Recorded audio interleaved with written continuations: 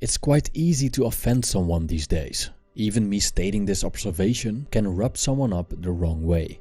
In the age of social media, we get bombarded with crude language, opinions we don't like, and stuff that's downright mean. That's probably why we see an increase in language policing and censorship. To some extent, depending on the context, this can be a good thing, for example, to protect minors. But when it's going too far, we can ask ourselves, aren't we getting too thin-skinned?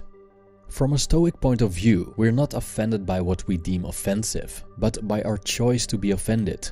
Words of other people cannot hurt us, unless we let them. In this video, I'll show you Stoic wisdom that can help us thicken our skin.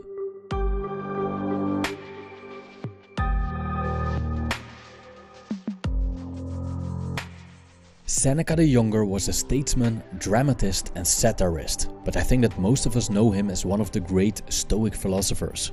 Seneca was concerned with the nature of insults and being offended. He wrote down his thoughts on this matter in a work named the Constantia Sapientis, which is Latin for "on the firmness of the wise man." He criticized his friend Serenus for wishing that people, in general, shouldn't offend each other. According to Seneca, this is completely unrealistic and not in our control. Instead, we should aim for not being offended, which is in our control. This brings us to the first piece of wisdom. Don't demand the world to be nice. The world is full of people that are selfish, insolent, arrogant, ignorant, mean, cruel, and so forth. This may sound pessimistic, but it isn't far from the truth. We cannot expect that people are nice to us all the time, because they aren't. Humans possess the full range of emotions, desires and mind states. From angry to happy, from compassionate to sadistic. Also, there are as many opinions as there are people, including opinions we don't agree with. Resisting this is a recipe for disappointment and will lead us to get offended all the time by what's simply a product of nature.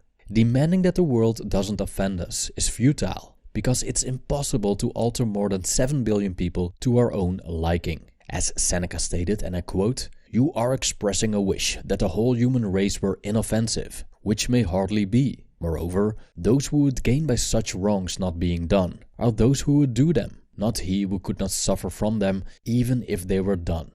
End quote. Now, even though we cannot demand that everyone will always be nice to us, this doesn't mean that we should put up with people treating us badly. We can set boundaries and choose to not spend time, or at least limit our interactions, with people that don't respect us. But if we accept that people will be people, including their darker sides, we'll not only have a much easier time here on Earth, we will also give our fellow human beings the right to exist and speak their minds. 2. Accept the truth, reject nonsense. So in my book, which I'll talk about a bit at the end of the video, I've made a proposition inspired by the work of Seneca on how to handle insults based on truthfulness. With this method, it is logically impossible to be offended. Before I continue, let's take a look at what Seneca had to say about handling insults, jokes, and other stuff that people may throw at us. I quote, "Someone has made a joke about the baldness of my head, the weakness of my eyes, the thinness of my legs, the shortness of my stature. What insult is there in telling me that which everyone sees?" End quote. Now, the approach is very simple. If someone offends you, ask yourself if the thing that you feel offended by is truth or nonsense. If it's truth, why be offended by the truth? Or as Seneca states, what insult is there in telling me that which everyone sees? If it's nonsense, why be offended by nonsense? If someone throws nonsense at us, isn't the person that does so the one who should feel ashamed instead of us? 3. Contemplate your ego. Seneca noticed that for some reason, people think that being insulted is one of the worst things that can happen. I quote, "Many think that there's nothing more bitter than insult. Thus you will find slaves who prefer to be flogged to being slapped, and who think stripes and death more endurable than insulting words." End quote. For your information, being slapped was a grave insult in the time that Seneca lived. He was a contemporary of Jesus Christ, so it's no surprise that the Bible speaks about showing the other cheek after being slapped.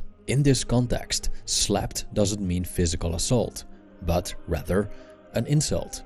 When we are insulted, our ego is attacked. This is a consequence of the story we tell ourselves about ourselves and how the world should be. That's why we see that in different cultures and subcultures, people are offended by different things. When something conflicts our story, whatever that may be, this could lead to feeling offended. The questions we could ask ourselves are these. Why are we getting offended? What's the root of this? Is it because of something that happened in the past? Is it because of a certain ideology? Is it because I've been culturally conditioned to be offended by this? In my opinion, it shows much more character if we try and seek the root of our emotional reactions within ourselves, instead of immediately finger point at the outside world. Our own faculty is our own responsibility, and what other people think is none of our business. But hey, that's just my opinion.